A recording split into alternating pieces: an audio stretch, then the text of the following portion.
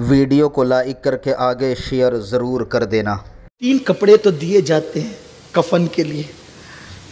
یہ ان لوگوں کا حال ہے جن کے لیے خاص قرآن کی آیت آئی وَلَا تَقُولُوا لِمَن يُقْتَلُ فِي سَبِيلِ اللَّهِ أَمْوَاتٌ۔ یہ ہم ہر شہید کے لیے پڑھتے ہیں اور بے شک ہر شہید کو اس کا فیضان ملتا ہے، لیکن حقیقت میں اس کا شان نزول جن کے لیے ہوا ہے وہ شہدائے احد ہیں، وہ احد کے شہداء ہیں۔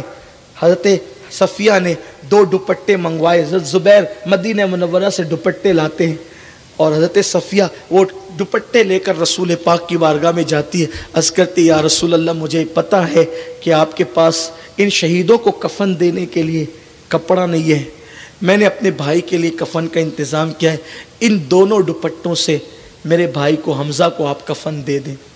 سرکار نے وہ دوپٹے ہاتھ میں لیے اور ہاتھ میں لے کر کے میرے سرکار نے اپنی پھوپھی کی طرف دیکھا اور فرمایا پھوپھی حمزہ کی بہن میدان میں ہے تو اس نے اپنے بھائی کے لیے کفن کا انتظام کر لیا ہے۔ میرا ایک صحابی اور بھی ہے جس کا نام مصعب ابن عمیر ہے، مکے میں اس سے زیادہ قیمتی کپڑا کوئی نہیں پہنتا تھا، مکے میں اس سے زیادہ قیمتی خوشبو کوئی نہیں لگاتا تھا، صرف میری محبت میں اس نے سب کچھ قربان کر دیا۔ ان کی ماں بڑی مالدار تھی حضرت مصعب ابن عمیر کی، جب یہ مسلمان ہوئے تو ان کی ماں نے کہا محمد کو چھوڑ دے، مصعب نے کہا تجھے چھوڑ سکتا ہوں، نبی پاک کو نہیں چھوڑ سکتا، تو کہا اگر مجھے چھوڑتا ہے تو آج کے بعد تیرا سارا آرام چھین لوں گی، اتار دے کپڑے۔ حضرت مصعب نے کہا دنیا کا آرام کوئی حیثیت نہیں رکھتا، اتار دیے کپڑے، ٹاٹ پہن لیا، ٹاٹ پہن کر کے آئے، حضور نے کہا پہچانتے ہو؟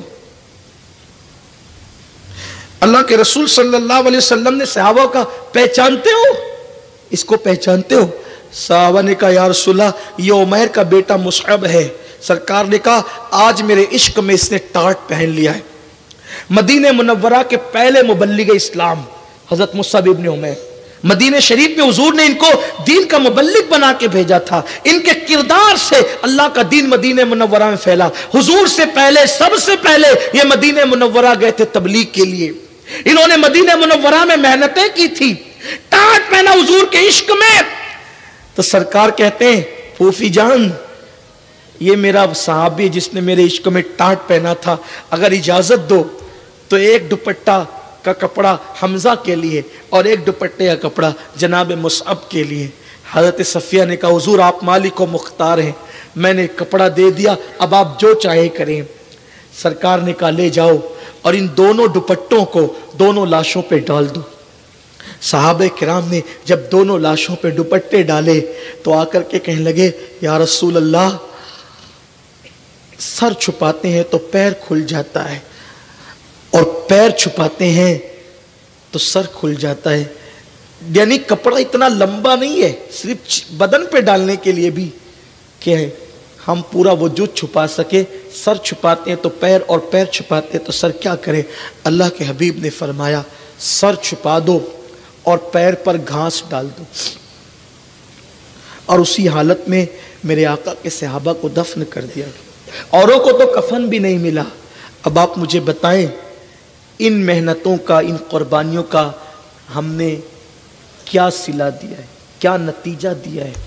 یہی کہ آج ہماری زندگیوں کے اندر دین نہیں، ہمارے پاس دوستوں کے پاس بیٹھنے کے لیے وقت ہے، ہمارے پاس گیم کھیلنے کے لیے وقت ہے، جوا کھیل رہے ہیں موبائل پر، اس کے لیے ٹائم ہے، اللہ کی عبادت کے لیے ٹائم نہیں۔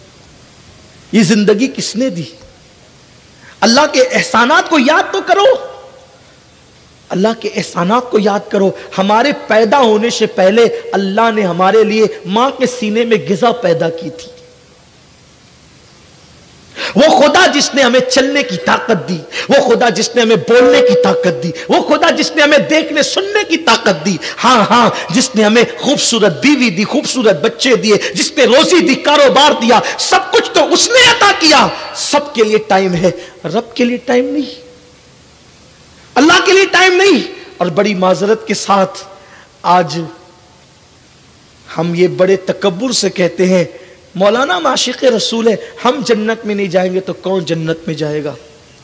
اچھی طرح یاد رکھنا، عاشق رسول کہنے سے پہلے سوچ تو لو کس بارگاہ میں منہ کھول رہے ہو۔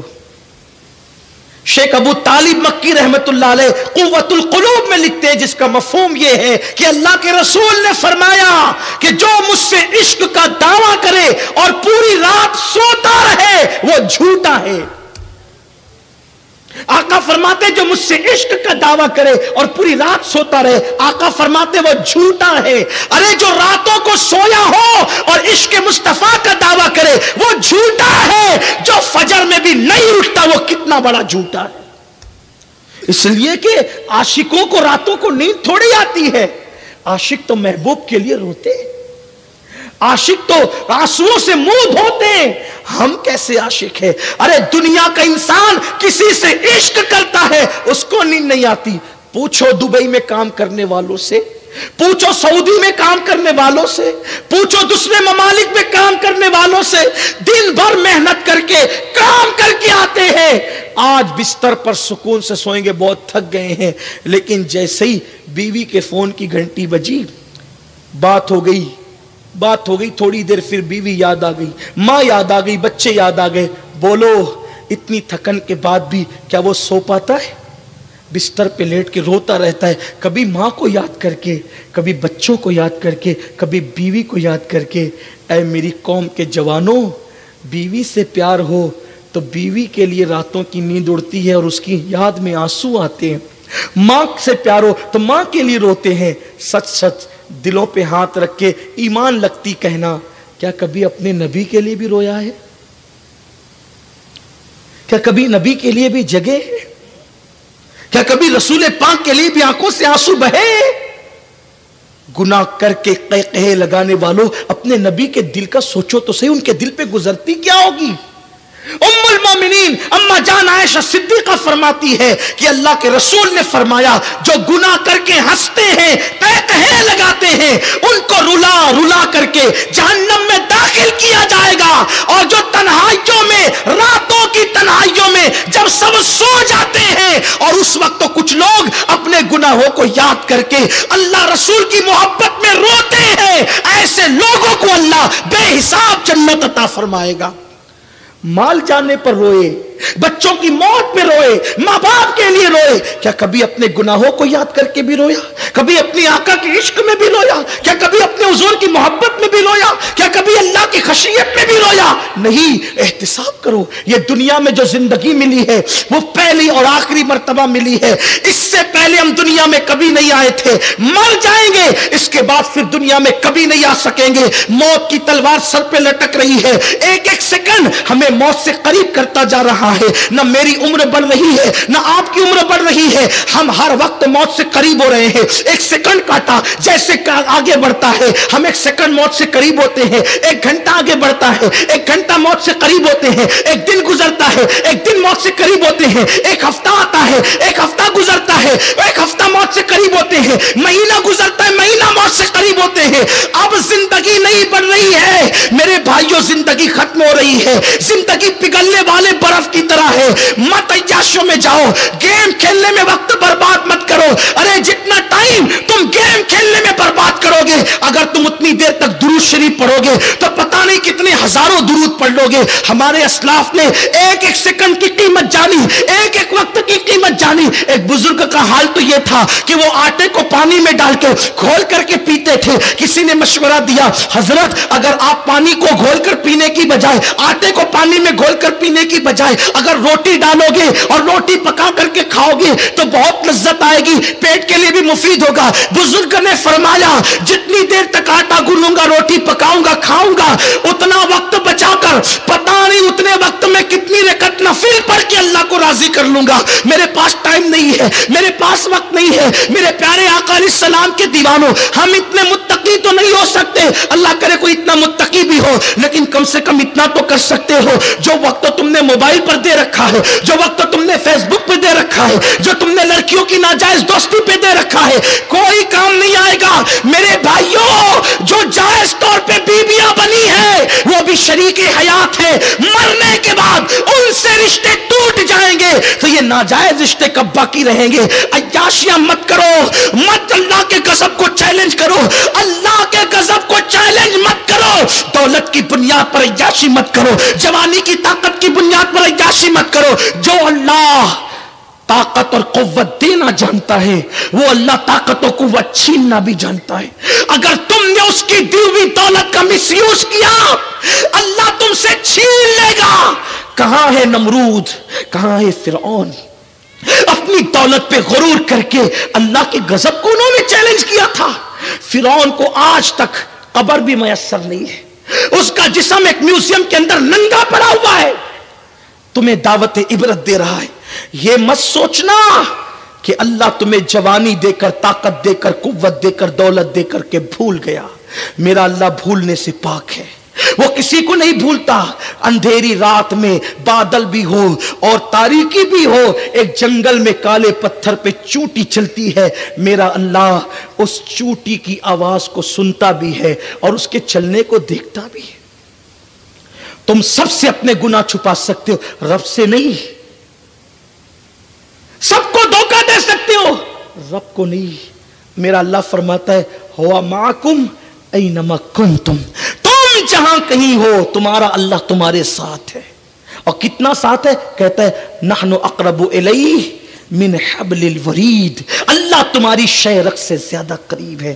چھپ چھپ کر گناہ کرنے والوں، چھپ چھپ کر گناہ کرنے والوں، تم سب سے چھپ سکتے ہو، کیا رب سے بھی چھپ سکتے ہو؟ اپنے موبائل میں زنا کے مناظر ڈال کر، فلمیں، گانے، غزلیں ڈال کر، عورتوں سے جو ناجائز تعلقات ہیں ان کی تصویریں ڈال کر، جو مشکل پاسورڈ تم نے موبائل میں ڈال رکھے ہیں، ماں کے ہاتھ لگے تو کھل نہ پائے، باپ کے ہاتھ لگے تو کھل نہ پائے، مشکل پاسورڈ ڈال کے سب سے اپنے موبائل کی گندگی چھپا سکتے ہو، کیا مشکل پاسورڈ ڈال کر رب سے بھی اپنے موبائل کی گندگی چھپا سکتے ہو؟ اپنے جیسا انسان دیکھے ہم گناہ نہیں کرتے، اور اللہ دیکھ رہا ہے تو گناہ کر رہے ہو۔ میلاد کا مقصد کیا یاد کیا؟ کیا یاد رکھا میلاد کا مقصد؟ بس جاتے جاتے چونکہ فرمائش ہوئی ہے کہ کچھ دیر اور بڑھا دیں، تو جاتے جاتے ایک پیغام اپنے جوانوں کو دے جانا چاہتا ہوں، دھیان سے سننا، دھیان سے۔ اللہ دیکھ رہا ہے اس لیے گناہ مت کر۔ کوئی کچھ نہیں دے گا، کوئی کچھ نہیں دے گا۔ لوگوں کے درمیان عزت دار بننے کی بجائے خدا کی بارگاہ میں عزت پاؤ۔ یہ دنیا بے وفا ہے، کسی سے کتنی بھی دوستی کی کوئی نبھاتا نہیں، اور اگر کوئی نبھا لے جائے تو اسے سلام ہے، لیکن قبر میں نہیں آتا۔ بولو کوئی دوست قبر میں آتا ہے؟ اولاد آتی ہے؟ کوئی نہیں آتا۔ اس لیے بس ایک بات کہنا چاہتا ہوں، اختتام کی طرف چلتے، ایک حدیث پڑھتا ہوں، اختتام کی طرف چلتے۔ حدیث پاک کا مفہوم اپنے الفاظ کے جامع میں پڑھنے لگا ہوں۔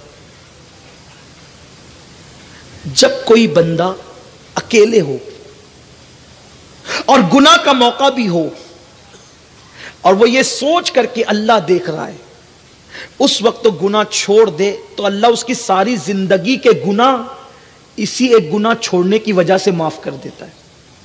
ساری زندگی کے گناہ، ساری زندگی کے گناہ۔ کس وجہ سے؟ کہ زندگی میں کبھی یہ سوچا کہ اللہ دیکھ رہا ہے، گناہ کر سکتا ہے، اللہ دیکھ رہا ہے۔ اکیلے میں گناہ کا موقع ہے، گناہ کرتا نہیں، چھوڑ دیتا ہے۔ مثال کے طور پہ کسی حسین لڑکی کے چہرے پہ نظر پڑی، دل میں خیال ہے اللہ دیکھ رہا ہے، جھک گئی، اللہ مغفرت کر دیتا ہے۔ بلکہ یہاں تک آقا کی حدیث ہے کہ 300 جنتی حوروں کے ساتھ اسی وقت اللہ اس کا نکاح کر دیتا ہے۔ دنیا کی نعمتیں چند دن کی ہے، بہت دن نہیں ہے۔ مولا کائنات نے کہا تھا کہ جس کے حرام میں عذاب ہو اور جس کے حلال میں حساب ہو، اس دنیا کی نعمتوں کو لے کے میں کروں گا کیا؟ حلال ہے تو حساب دینا پڑے گا، اور حرام ہے تو عذاب ہی عذاب ہے۔ جو حدیث پڑھنے لگا تھا وہ ابن الجوزی نے اپنی کتاب میں لکھا ہے، اس کو اس کا مفہوم پڑھنے لگا ہوں، اور سیدنا عبداللہ ابن عمر اس کے راوی ہیں۔ ابن عمر چھوٹی عمر کے صحابی ہیں۔ عبداللہ ابن عمر کہتے ہیں کہ حضور کو یہ واقعہ اتنا پسند تھا کہ میں نے کم و بیش 7 مرتبہ حضور سے یہ واقعہ سنا ہے. تو جو بڑی عمر کے لوگ ہوں گے انہوں نے کتنی مرتبہ سنا ہوگا؟ یعنی آقا کریم صلی اللہ علیہ وسلم اپنی محفل میں اکثر اس بات کو دہراتے تھے، اس واقعے کو دہراتے تھے. حضور کو بہت پسند تھا یہ واقعہ.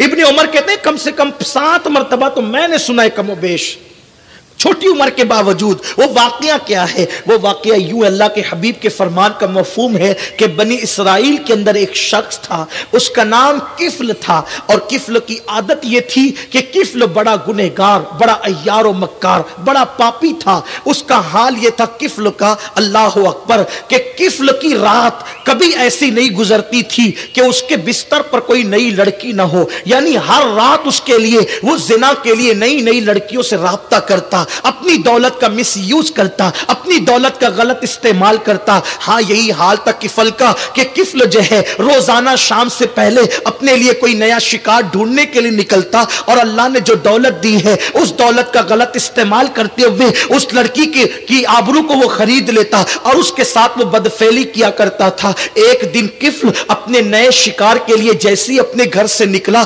اس کی نظر ایک خوبصورت لڑکی پر پڑی، ایک حسین و جمیل لڑکی پر پڑی.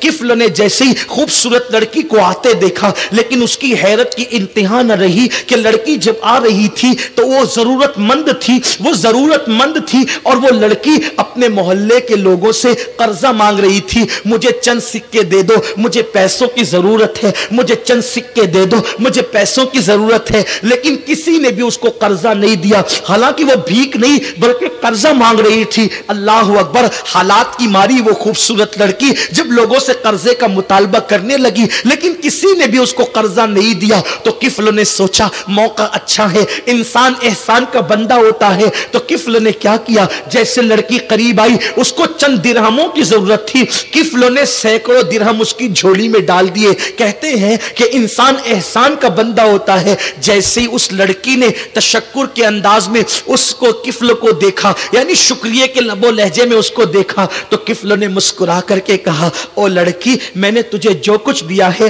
اس کے بدلے میں تجھ سے کچھ نہیں مانگتا، بس ایک چیز اتنی چاہتا ہوں کہ تھوڑی دیر کے لیے میرے گھر چل اور چل کر کے مجھ سے کچھ باتیں کر لے، پھر تو اپنے کام سے چلی جانا. آپ جانتے ہیں میری قوم کے جوانوں، انسان پر جو احسان کرتا ہے انسان اس کی بات کو نہیں کاٹتا. یہاں رک کر کے میں اپنی قوم کے جوانوں کو پیغام دینا چاہتا ہوں. اس وقت چند سالوں سے یوٹیوب پر تقریریں آ رہی ہے، میڈیا پر یہ باتیں آ رہی ہے، چینلوں پر یہ چیخا جا رہا ہے، اخبار میں یہ لکھا جا رہا ہے کہ مسلمانوں کی بیٹیاں غیروں کے ساتھ بھاگ رہی ہے، اس کے ساتھ بھاگ رہی ہے، اس کے ساتھ بھاگ رہی ہے. سب درد بھری باتیں کرتے ہیں. اس کا حل کیا ہے؟ حل کیا ہے؟ درد بھری باتیں کرنا، کانفرنسیں کرنا مسائل کا حل ہے؟ اچھا لگا ہو تو لائک کر کے آگے شیئر ضرور کر دینا. اللہ حافظ.